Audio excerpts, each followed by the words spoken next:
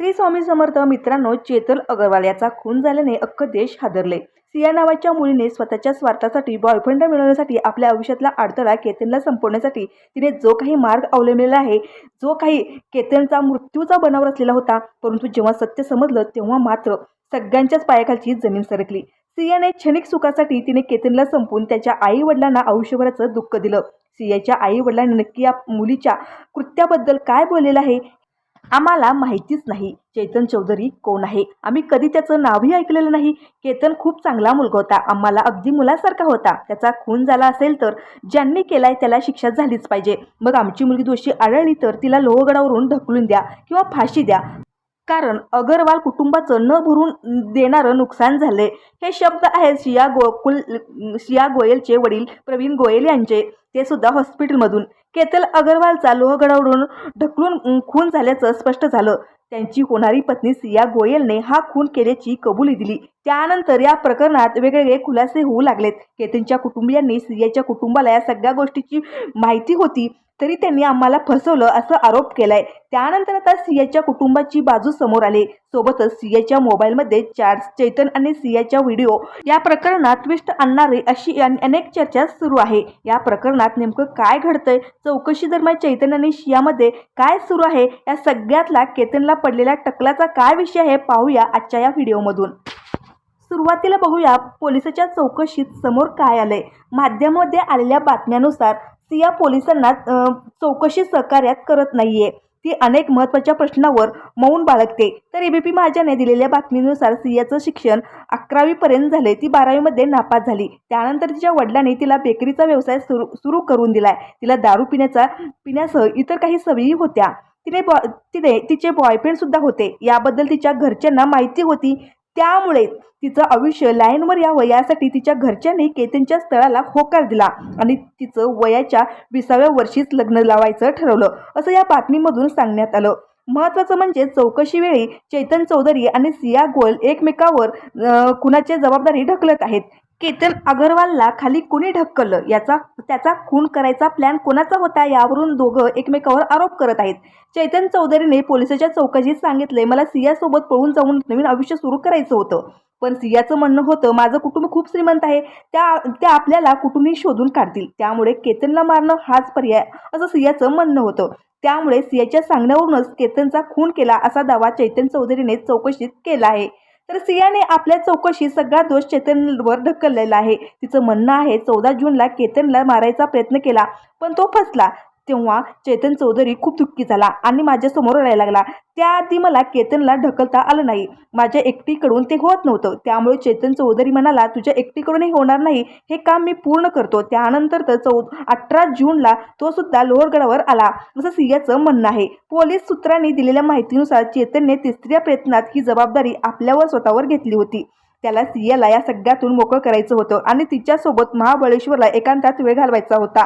केतनचा खून केल्यानंतर हे दोघं एकमेकांच्या संपर्कात होते. आता धक्कादायक गोष्ट म्हणजे काही बातम्यांनुसार सियाने चौकशीत असं सांगितलं की केतनला टक्कल होतं, तो डोक्यावर विग लावायचा. यामुळे आमच्या दुरावा निर्माण झाला आणि माझा बॉयफ्रेंड चैतन चौधरीशी जवळीक वाढली. त्यामुळे आता फक्त केतनला टक्कल असल्यामुळे संबंध ताणले गेले का आणि विषय केतनचा खून करण्यापर्यंत नेमकं का गेला याचा तपास पोलीस पुढे करत आहेत. सिया आणि चैतन खुनाची जबाबदारी एकमेकावर ढकलत असले तरी त्यांनी चौकशीत एक गोष्ट कबूल केली आहे, ती म्हणजे खुनाचा सिग्नल. सियाने चौकशीत सांगितलं की केतनला खाली ढकलण्याबद्दल या दोघांनी एक सिग्नल ठरवला होता. त्यानुसार सिया केतनशी बोलत असताना खाली वाकली की चैतन येऊन केतन अग्रवालला धक्का देणार आणि घडलंही तसंच. आता या सगळ्यात एक प्रश्न विचारण्यात येत होता, तो म्हणजे सिया आणि चैतन चौधरीच्या विरोधात पुरावे काय आहेत. पोलिसापुढे दिलेली कबुली न्यायालयात ग्राह्य धरली गेली नाही तर काय होणार पुढे. पण आता या दोघांचे एक सीसीटीव्ही फुटेज समोर आले. 17 जूनला म्हणजेच केतनच्या हत्येच्या आदल्या दिवशी हे दोघं उल्हासनगर भागातल्या एका कॅफेमध्ये गेले होते. तिथे त्यांनी जवळपास 1.5 तास गप्पा मारल्या. या कॅफेमधले सीसीटीव्ही फुटेज या प्रकरणात महत्त्वाचा पुरावा ठरू शकतो, कारण यामध्ये चैतन्य आणि सिया एकमेकांच्या जवळ बसलेले दिसतात, मिठी मारताना दिसतात. पण महत्त्वाचं म्हणजे सिया चैतन्यला आपल्या फोनवर काहीतरी दाखवते. त्यानंतर दोघांमध्ये बराच वेळ चर्चा होते. चैतन्य या सगळ्यात सियाला दिलासा देतानाही दिसतो. पोलिसाच्या तपासात समोर आलेल्या माहितीनुसार याच भेटीमध्ये केतनला मारायला फुल प्रूफ प्लॅनिंग झालं. सियाच्या मोबाईलच्या सर्च हिस्ट्रीमधून हे सुद्धा पुढे आले की सियाने त्या दिवशी कॅफेमध्ये केतनला लोहगडावरची एक डॉक्युमेंटरी दाखवली. त्यातून कोण कुठे थांबलं, कोण काय करेल हे त्यांनी ठरवलं होतं. चैतन चौधरी आणि सिया गोयलवरचा गुन्हा सुद्धा सिद्ध होण्यासाठी त्यांनी खुनाचा कट रचला होता हे सिद्ध करायला लागेल आणि कलम 61 गुन्हा करण्याच्या उद्देशाने कट रचणे यासाठी सीसीटीव्ही फुटेज सापळा पुरावा ठरू शकतो. सध्या या प्रकरणात सगळ्यात जास्त चर्चेत असलेली गोष्ट म्हणजे सिया गोयलच्या आई वडिलांनी माध्यमांना दिलेली माहिती. सियाचे वडील प्रवीण गोयल हे सध्या ॲडमिट आहेत. केतनच्या मृत्यूमागे सियाचा हात असल्याची बातमी त्यांना पोलिसांकडून झालेली अटक यामुळे सियाच्या वडिलांना धक्का बसला.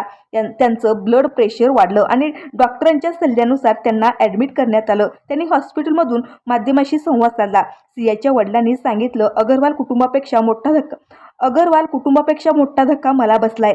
माझा केतनवर पोटच्या मुलाप्रमाणे जीव होता. तो अत्यंत गुणी आणि चांगला मुलगा होता. असा मुलगा गमावल्याचं आम्हाला दुःख आहे. आम्ही एका लग्नाला गेलो होतो. तिथे केतनच्या नातेवाईकांनी सियाला पाहिलं आणि लग्नाबद्दल आमच्या नातेवाईकांना विचारलं. आमच्या नातेवाईकांचं म्हणणं होतं की सिया फक्त 19 वर्षाची आहे. त्यांच्याकडे आधी मुलांचं लग्न होईल आणि त्यानंतर मुलीचं लग्न होईल. आमचंही तसंच ठरलं होतं. पण मुलगा चांगला आहे, कुटुंब चांगलं आहे असं म्हणत केतनच्या कुटुंबियाकडून सियासाठी मागणी घालण्यात आली. जेव्हापासून हे नातं जुळलं होतं तेव्हापासून सिया खूप खुश असायची. ती नेहमी म्हणायची की केतन खूप चांगला आहे. मला खूप चांगले सासूसासरे आणि नणंद मिळाली आहे. मी खूप सुखी आहे. मग अचानक असं काय घडलं आम्हाला काहीच समजलं नाहीये. आम्हाला चैतन आणि सियाच्या अफेअरबद्दल काहीच माहिती नव्हती. सिया फक्त 19 वर्षाची साधी मुलगी आहे. इतकी लहान मुलगी असं काही करू शकते यावर आमचा विश्वासच बसत नाही. चैतन नावाचा मुलगा कुठून आला, तो कोण आहे आम्हाला माहिती नाही. मी कधी त्याचा चेहराही पाहिला नाही की कधी त्याच्याशी बोललो नाही. आम्ही त्याचं नाव पहिल्यांदाच ऐकतोय. जर सियाने केतनला तिच्या अफेअरबद्दल आधीच सांगितलं होतं तर केतनने ही गोष्ट त्याच्या कुटुंबाला सांगायला हवी होती. त्यांच्यामार्फत ती आमच्यापर्यंत आली असती तर कदाचित आज हा दिवस पाहावा लागला नसता असं प्रवीण गोयल यांचं म्हणणं आहे. तर सियाची आई पूजा गोयल यांनी एक वेगळाच दावा केलाय. सिया आणि चैतन चौधरीची ओळख एका क्रिकेट मॅच दरम्यान झाली होती. पण त्यांच्यात असे संबंध असल्याचे आम्हाला काहीच माहिती नाही. माझ्या मुलीला दारू किंवा कसलंच व्यसन नव्हतं. 18 तारखेला लोहगडावर जाऊन असा हट्ट केतननेच केला होता. सिंहाला लोहगडावर जाण्याची फार इच्छा नव्हती. ती केतनच्या आईला सुद्धा सुचवत होती की आम्हाला पाठवू नका. पण त्या म्हणण्याला केतनने काहीच सरप्राईज प्लॅन केला असेल तर तुम्ही जा, त्यामुळे सिया गेली. याबद्दल चॅट सियाच्या मोबाईलमध्ये आहेत. या प्रकरणात कुणीही दोषी असेल तर त्याला कठोरात कठोर शिक्षा द्या. आमची मुलगी जरी असेल तरी तिला शिक्षा द्या. लोहगडावरून खाली ढकलून द्या असं पूजा गोयल यांनी माध्यमाशी बोलताना सांगितलं. आता केतनचं आईने माध्यमाशी बोलताना असा दावा केला होता की सियाने 18 जूनला रात्री 11 वाजता त्यांना फोन केला आणि त्याला लोहगडावर येऊ द्या. माझा बर्थडे आहे, आम्हाला सेलिब्रेट करायचं आहे, त्यामुळे केतनला सोडा असं म्हणत हट्ट केला होता. त्यामुळे आमचा परस्पर विरोधी दावे केले जात असल्याने कुणाच्या दाव्यात तथ्य आहे. लोहगडावर जायचा हट्ट केतनने केला होता की सियाने हे आता तपासात उघड होणार आहे.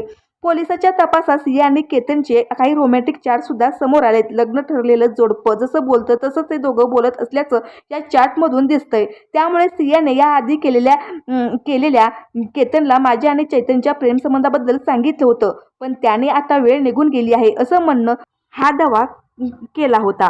पण केतनच्या डोक्यावर असलेली वीग, सीसीटीव्ही फुटेजमध्ये समोर आलेले पुरावे आणि सियाच्या मोबाईलमध्ये चॅट्स प्रचंड महत्त्वाची भूमिका बजावणार आहेत. तर सियाच्या भावाला लोणावळा पोलिसांनी चौकशीसाठी ताब्यात घेतल्याची बातमी आहे. त्यामुळे रोज नवीन अपडेट ट्विस्ट येतच असतात आणि हे प्रकरण नेमकं कोणतं वळण घेणार याकडे सगळ्या महाराष्ट्राचं लक्ष लागलेलं आहे. तर बघूया पुढे काय होतं.